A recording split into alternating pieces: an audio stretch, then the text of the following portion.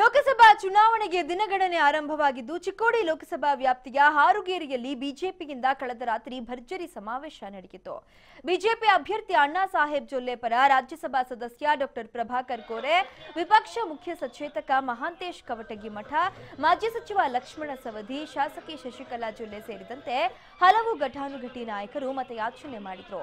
ಇನ್ನು ಮತದಾನಕ್ಕೆ ಕೆಲವೇ ದಿನಗಳು ಬಾಕಿ ಇದ್ದು ನರೇಂದ್ರ ಮೋದಿ ಮತ್ತೊಮ್ಮೆ ಪ್ರಧಾನಿ ಮಾಡಲು ಜೊಲ್ಲೆ ಅವರನ್ನ ಗೆಲ್ಲಿಸಬೇಕು ಎಂದು ಮನವಿ ಮಾಡಿದ್ರು.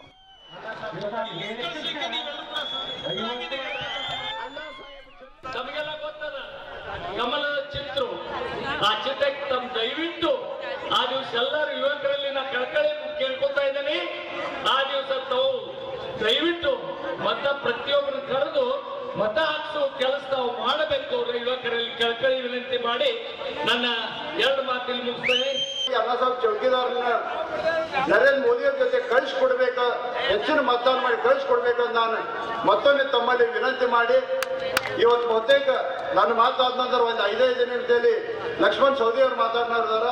ಆದ ಕಾರಣ ಮತ್ತೊಮ್ಮೆ ಈ ದೇಶದಲ್ಲಿ ಆಗ್ತಾ ಇತ್ತು, ಈ ದೇಶದಲ್ಲಿರ್ತಕ್ಕಂಥ ರೈತರ ಹೊಲಗಳಿಗೆ ನೀರು ತರ್ತಕ್ಕಂಥ ಕೆಲಸವನ್ನ ನದಿ ಜೋಡಣೆ ಮಾಡಬೇಕಂತಕ್ಕಂಥ ಅವರ ಆಸೆ, ಅದು ಆಸೆ ಆಗಿ ಉಳಿತು. ಇಂಥ ನೇತೃತ್ವ ಈ ದೇಶದಲ್ಲಿ ಆಗ್ತಾ ಇತ್ತು,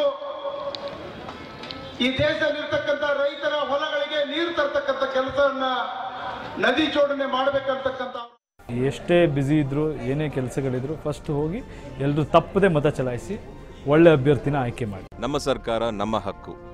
ಸೊ ಹಾಗಾಗಿ MP ಎಲೆಕ್ಷನ್ಸ್ ಬರ್ತಾ ಇದೆ, ನಾನು ವೋಟ್ ಮಾಡ್ತಾ ಇದ್ದೀನಿ, ನೀವು ಸಹ ವೋಟ್ ಮಾಡಿ ಈ ಒಂದು ಜವಾಬ್ದಾರಿನ ಸರಿಯಾಗಿ ನಿಭಾಯಿಸ್ಕೊಡಿ. TV5 ಅಭಿಯಾನದಲ್ಲಿ ನಾನು ಸಹ ಕೈ ಜೋಡಿಸ್ತಾ ಇದ್ದೀನಿ, ನೀವು ಸಹ ಕೈ ಜೋಡಿಸಿ. ಎಲ್ರಿಗೂ ಒಳ್ಳೆಯದಾಗಲಿ. ಮತ ಚಲಾಯಿಸಿ, ನಮ್ಮ ಮತ ನಮ್ಮ ಹಕ್ಕು. ಇದು TV5 ಕಳಕಳಿ.